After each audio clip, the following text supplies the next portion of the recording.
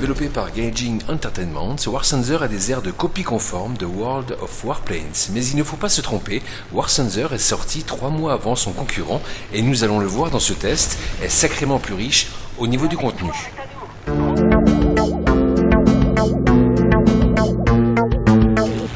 Commençons par ce qui est commun dans les deux titres et la partie qui attire immédiatement la majorité des joueurs, c'est-à-dire les combats aériens multijoueurs. Après un rapide didacticiel, vous prenez les commandes de votre avion et vous vous retrouvez immédiatement dans le feu de l'action.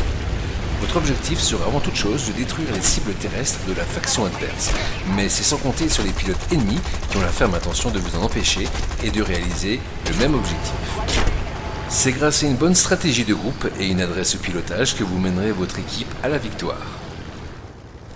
Les matchs entre joueurs peuvent être réalisés en mode arcade, qui dispose de tous les éléments visuels d'aide au ciblage, également la possibilité d'avoir 2 avions supplémentaires si vous mourrez en cours de partie. Les modes bataille historique et bataille réelle complète ajoutent une dimension roleplay supplémentaire au jeu, mais aussi énormément de difficultés tant pour le ciblage que pour le pilotage en lui-même. À la fin de chaque partie, vous cumulez des points d'expérience qui servent à améliorer vos avions, en obtenir d'autres beaucoup plus puissants, mais aussi à augmenter vos propres compétences de pilotage. Il faut noter qu'un système d'échange de points d'expérience contre de l'argent réel existe et peut permettre à ceux qui décident de dépenser de l'argent réel d'avoir un avantage de taille sur les autres.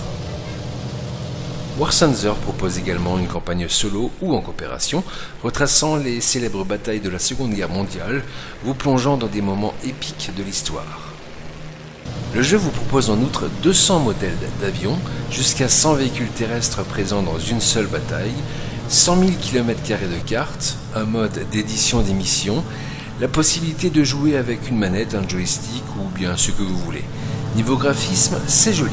Quelques endroits seraient à retravailler, mais dans l'ensemble, la copie est propre. En mode arcade, la maniabilité des avions est très bonne et le jeu est facile à prendre en main.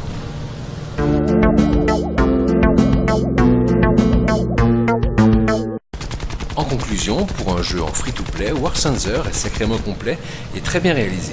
Le seul reproche qu'on peut lui faire, c'est la possibilité de payer pour être plus fort. C'est malheureusement une tentation commerciale à laquelle les développeurs ont succombé. Si l'on accepte ce point, c'est un jeu vraiment très agréable.